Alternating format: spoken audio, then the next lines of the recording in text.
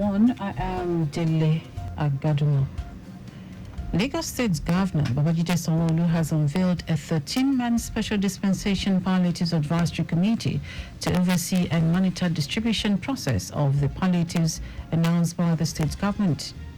It will be recalled that Governor Sanwo-Olu, during a live media chat on Thursday, ruled out various interventions by his administration to cushion the effect of the current economic hardship on residents. Governor Sanwo-Olu expressed optimism on the wealth of professionalism and knowledge of committee members to live up to the expectations of the state government in establishing the committee. What we seek to achieve is not for us as a government to think that, we have all the solutions, or we understand all what the issues are, and it's only our idea or our suggestion, that holds everything. Like we said, we're in a situation where all hands must be on deck, and everybody that has an idea or suggestion. The committee will be chaired by Governor Sanwo-Olu.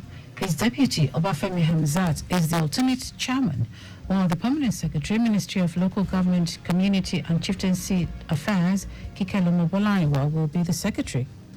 Other members of the committee are Honorable Sheyi Showumi, member, House of Representatives, Ojo Constituency, Labour Party, lawmaker representing Lagos Mainland, Honorable Ademola Shabi, Consumer Protection Pricing Specialist, Ms. Shola Salako, Chairman, Association of Local Government of Nigeria, Algan, Honorable Kolade Alabi, Pastor Godman Akinlabi, human rights activist Joe Oke Odumaki, and youth advocate Biliaminu Suleiman Oba. Ahead February 29 inauguration of the Red Line Rail project by President Bola Tinubu, Lagos State Governor Babajide Sanwo-Olu has embarked on a test ride of the train. Governor Sanwo-Olu was accompanied by the State Deputy Governor Obafemi Hamzat, Managing Director of Lagos Metropolitan Area Transport Authority, Abimbola Akinjo, some members of the State Cabinet, other top government functionaries, and the media. The train test ride started from the iconic train station in Ikeja train station to Iju train station and back to Ikeja. Speaking with newsmen after the test ride, Governor Sanwo-Olu assured residents of the state that the project is ready for inauguration with all the 8 stations on the 37-kilometer rail project from Agbado to Oyingbo intact. Governor Sanwo-Olu pledged to ensure that all forms of pedestrian interactions are curtailed on the corridor. We continue to do the enforcement. We will continue to do physical barricades on those lines, working with NRC. But the message here is really for our citizens and people that are living virtually on the track, that a track is not a place of residence. It's not a place of commercial activity. Our correspondent Adiola Akindele reports that the train on the Red Rail line from Agbado to Oyingbo is expected to carry passengers within 30 minutes when operational. President Bola Tinubu will visit Qatar in March for bilateral discussions as scheduled, despite speculations of a snub by authorities of the Asian nation. This is coming after a memo between the Embassy of the State of Qatar in Abuja and the Ministry of Foreign Affairs over preparations for a sideline meeting was leaked and misrepresented that President Tinubu was snubbed by the Asian nation's government. Meanwhile, the Ministry of Foreign Affairs said President Tinubu's visit will be held as planned.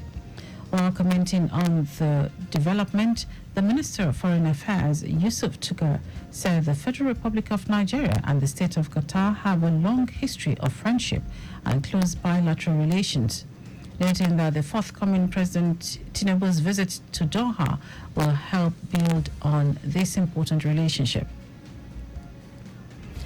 The Economic Community of West African States, ECOWAS, says the decision to lift sanctions on Mali, Niger, and Burkina Faso was based on the need to maintain regional unity and security. President of the ECOWAS Commission, Omar Touré, said this at the end of the extraordinary session of the heads of state and government of ECOWAS on Saturday in Abuja. Ture said the bloc took note of the period of Lent and the approaching month of Ramadan and the impact on citizens. He noted that pleas were also received from prominent leaders, including retired General Yakubu Gowon.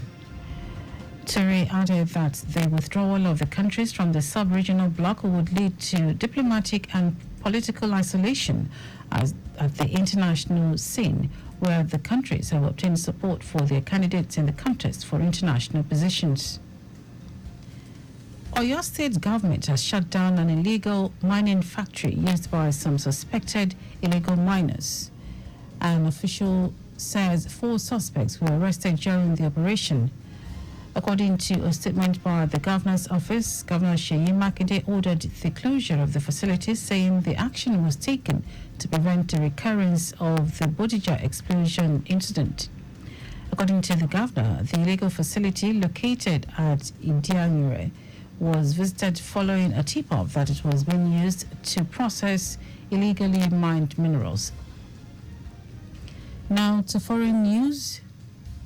Former U.S. President Donald Trump has won South Carolina's Republican primary with the support of an almost unwavering base of loyal voters, as rival Nikki Haley says she is not dropping out of the United States presidential race. Despite her loss in a state where she previously won 2 terms as governor, Haley said she will stay in the race until at least the Super Tuesday primaries on March 5. Trump completed a sweep of the first 4 major nominating contests, converting a year of blockbuster polls into a likely insurmountable lead, going into the 15th state voting bonanza in 10 days. Haley had vowed to fight on regardless of the outcome, but Trump, who is seeking to move quickly from the primary to the general election, did not mention her once during a victory speech. Former Nigeria international Sunday Olise has lauded the brilliant performance of Super Eagles duo of Alex Iwobi and Calvin Bassey in Fulham's victory over Manchester United at Old Trafford. Bassey opened the scoring for Fulham in the first half before Iwobi netted a late winner in the second half to earn the visitor the maximum points. While Bassey's goal was the first for the club, Iwobi's goal was the first away goal he has scored since joining the club. Olise on his X handle congratulated them, stating that he was extremely pleased with the duo. With this win, Fulham now holds the 12th spot in the Premier League standings, boasting 32 points from 26 games. Fulham will play against Brighton at home on March 2. That ends our news at 1. Just before we go, always drive within the specified speed limits. You can follow us and like all our various social media platforms: X, formerly Twitter, Lagos Traffic 961, Instagram, Lagos Traffic Radio 961. Watch us live on Facebook, Lagos Traffic Radio 96.1 FM. On YouTube, subscribe and watch all our previous programs and news on our channel, Traffic Radio 961. Did you know that the Sanwo-Olu administration trained 280 unemployed youths for global certification on solar farm construction technology for the supply of electricity in Nigeria? You can get more details on the Lagos State Government website.